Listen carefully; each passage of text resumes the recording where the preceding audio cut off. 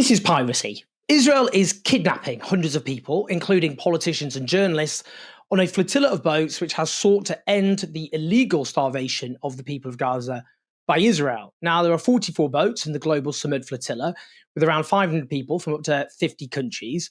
These boats are bringing humanitarian aid, like food and medicine, to a people who have been deliberately starved by Israel. But crucially, this flotilla was seeking to open a corridor and proving that Western nations could end the siege of Gaza at any moment if they so chose. The Israeli military have raided these boats. We can see footage of that from cameras on the boats streaming what has been happening.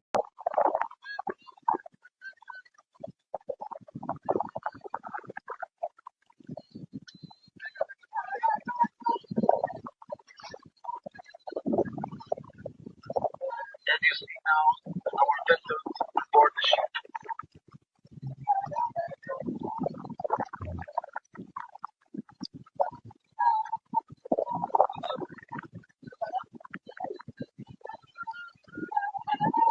Participants on the flotilla include the iconic activist Greta Thunberg, politicians from Italy, like Senator Marco Corratti and Benedetta Scuderi, from Catalonia, like the former mayor of Barcelona, Ada Colau, from Portugal, like Mariano Mortigua, from France, like Emma Ferro and Rima Hassan, and from South Africa, Mandla Mandela, the grandson of Nelson Mandela. There are actors too, like Adele Haenel, the Brazilian activist Tiago Avila, and the renowned Bangladeshi photographer Shahidul Alam. Now, the flotilla members recorded videos in the event of their capture. One of them was David Adler, the co-general coordinator of the Progressive International, who I interviewed on this channel a few days ago. This is David Adler, co-general coordinator of the Progressive International. And if you're watching this video, it means that I have been violently intercepted by Israeli authorities against my will. On behalf of the Progressive International, we issue a call to the parties, unions, movements that are part of our great network to mobilize, not just in defense of this flotilla, but in defense of humanitarian law, in defense of the humanitarian workers inside Gaza, and of course, to put an end to the horrific genocide that has caused tens of thousands of deaths so far at the hands of the state of Israel. The flotilla has been attacked repeatedly by drones. That led the Spanish, Italian, and Turkish navies to start escorting the flotilla in international waters. The fact is that the participants were risking their lives. In 2010, Israeli soldiers attacked another flotilla seeking to break what is the longest siege of our time, boarding one ship and killing 10 people, including a Turkish-American teenager who was shot at close range. Throughout the flotilla's journey, Israel kept smearing the flotilla as terrorists, portraying it as some sort of Hamas operation. This was a marked shift from their previous attitude when they ridiculed participants for taking part in a vanity exercise, a selfie yacht, that kind of thing. Now, this shift is profoundly disturbing because we know exactly how Israel treats civilians it brands as terrorists. The boats were in international waters. Really important point. The Turkish foreign minister correctly describes the Israeli attack on the flotilla as an act of terrorism, which should also consider piracy and kidnapping. In any case, Gaza is under illegal occupation. So, I mean, you get Israel's ambassador to the United Nations saying that flotilla tried to enter Israeli territory illegally and were attempting to violate Israeli sovereignty. But the land of Gaza does not belong to Israel. And the ocean by Gaza does not belong to Israel either. It belongs to the Palestinian people of Gaza who are suffering a genocide at the hands of the Israeli state. Listen to this report from Al Jazeera. Let's take a quick look at the map to show you where this is all happening and the current position of the boats in that flotilla. So as we said, more than 40 boats. The red dots are the ones that have been stopped and people have been detained. They're all beginning to cross the north of the Sinai Peninsula, as you can see. We've been reporting that many of them have been intercepted, around a dozen still continuing, and a word on that blue dot, which is closest to Gaza. And as you can see, within Gaza territorial waters, we're still trying to get a definite confirmation on this, but the information we have is that this is the Mykonos ship. So that would be indeed one of the ships of this flotilla inside Gaza territorial waters. We're still talking about more than 10 kilometers off the coast of Gaza. It has lost communications as we speak. It has lost signal. So we're working to confirm what the situation is exactly on board that boat. That is the live map as we see it. So at least one boat, it appears, managed to make it to Palestinian waters for the first time in the history of Israel's siege of Gaza. Now, the flotilla has been attacked by its critics as being some sort of stunt. What of it? What of it? Nobody thinks this flotilla was going to end the siege of Gaza. What it does do is draw attention to Israel's deliberate manufactured famine of Gaza, which Western states are facilitating. It draws attention to this genocidal siege, which it has imposed on the essentials of life, like medicine, for example. Israeli leaders and officials made clear they were going to besiege Gaza from the very beginning, an open, indisputable war crime. On the 9th of October 2023, Yoav Gallant, then defense minister, said, "We're imposing a complete siege in Gaza. No electricity, no food, no water, no fuel. Everything is closed. We are fighting human animals and we must act accordingly." Openly genocidal. The same day, General Ghassan Alian, the Israeli general in charge of the Israeli army's supposed civilian humanitarian wing, declared Hamas became ISIS and the citizens of Gaza are celebrating instead of being horrified. Human beasts are dealt with accordingly. Israel has imposed a total blockade in Gaza. No electricity, no water, just damage. You wanted hell, you will get hell. That was addressed to Hamas and the residents of Gaza.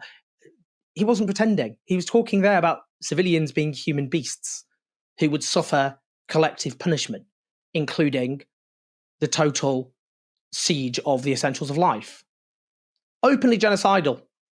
They just boasted about their intent from the beginning. Now, the arrest warrants against the Israeli leader Benjamin Netanyahu and Yoav Gallant, requested by the chief prosecutor of the International Criminal Court in May 2024 and finally issued in November 2024, centered on the crime of starvation.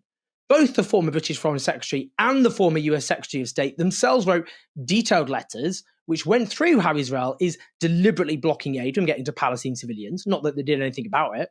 A year and a half ago, 2 US government agencies concluded that Israel was deliberately blocking aid from getting into Gaza, which legally required the US to stop selling arms to Israel, which they ignored.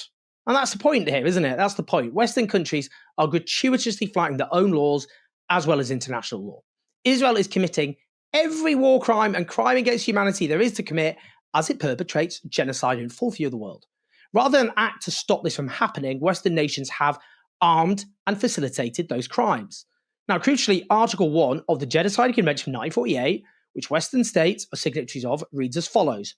The contracting parties confirm that genocide, whether committed in time of peace or in time of war, is a crime under international law, which they undertake to prevent and to punish. There is a legal obligation on the part of Western states to prevent and to punish genocide. It is the consensus of genocide scholars that Israel is committing genocide. It's the verdicts of a recent UN commission, of NGOs, of course, like Amnesty International, and indeed Israeli human rights organizations like B'Tselem. What a travesty that it has fallen to ordinary citizens of those countries to fill the vacuum led by the complicit Western states, because these ordinary citizens are trying to honor the legal obligations of the Genocide Convention and prevent the commission of war crimes, which are more confessed to and more documented than any other crime as it happened in history. If they so chose, Western states could end the siege of Gaza immediately. That's what this flotilla underlines. I mean, yes, the EU is Israel's biggest trading partner. They could just threaten to throttle Israel's economy and Israel would be forced to let aid into Gaza pronto. But they could also just send hundreds or thousands of ships to Gaza full of medicine, food, other essentials of life.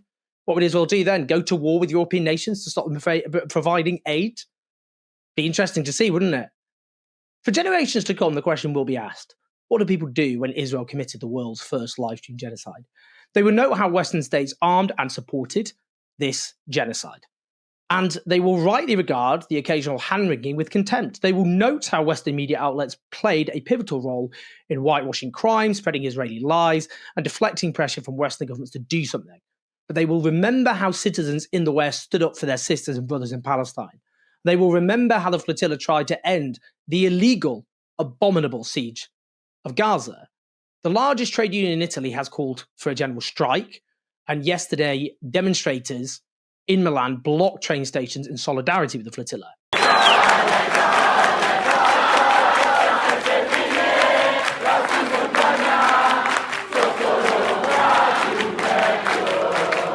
You know, we talk a lot about free Palestine, but maybe Palestine will free us, because it is lighting a fire in the hearts of so many who now see the world in a completely different way and who are determined to fight with every last breath against injustice wherever it manifests itself.